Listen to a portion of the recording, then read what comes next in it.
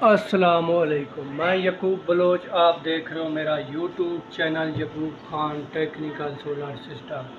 تو friend VFD-INVT میں OU1 کا فالٹ کیوں آتا ہے اور اس کی کیا وجوہات ہیں بتاتے ہیں آپ کو اسی ویڈیو میں۔ ویڈیو سٹارٹ کرنے سے پہلے تمام دوستوں سے گزارش ہے کہ میرے یوٹیوب چینل کو سبسکرائب کر دیں اور بیل آئیکن کو بھی دبا دیں تاکہ آنے والی ویڈیو کی نوٹیفیکیشن آپ کو ہر وقت ملتی رہے۔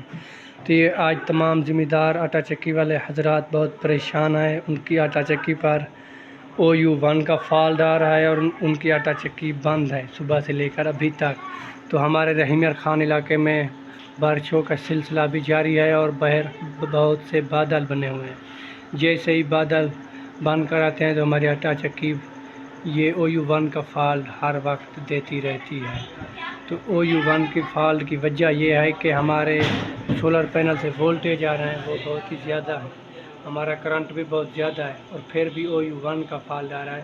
تو باہر بادل بنے ہوئے ہیں اور آٹا چکی کا لوڈ اتنا زیادہ ہوتا ہے کہ جیسے ہی بادل آتے ہیں اور ہمارا VFD کا سولر پینل سے کرنٹ یکدم لو ہوتا ہے کیپیسٹی پیچھے بادل کی وجہ سے، تو اس لیے VFD کے آگے لوڈ بہت زیادہ ہوتا ہے اور اس میں OU1 کا فالٹ آتا ہے۔ تو OU1 فالٹ کی کوئی سیٹنگ وغیرہ نہیں ہوتی، یہ بادل بنتے ہیں جب اس وقت آٹا چکی پر یہ OU1 کا فالٹ آتا ہے، ہمارا کرنٹ پیچھے سے اوپر نیچے ہوتا رہتا ہے اور آگے آٹا چکی کا لوڈ بہت زیادہ ہوتا ہے، اس لیے OU1 کا فالٹ آتا ہے۔ تو تمام ذمہ دار حضرات آٹا چکی والے پریشان نہ ہو، تقریباً 30 جولائی سے ہمارے بارشوں کا سلسلہ ختم ہو جائے گا تو پھر ہم آٹا چکی ڈال کے چلائیں گے۔ ملتے ہیں ایسی اگلی نیکسٹ ویڈیو کے ساتھ، خدا حافظ۔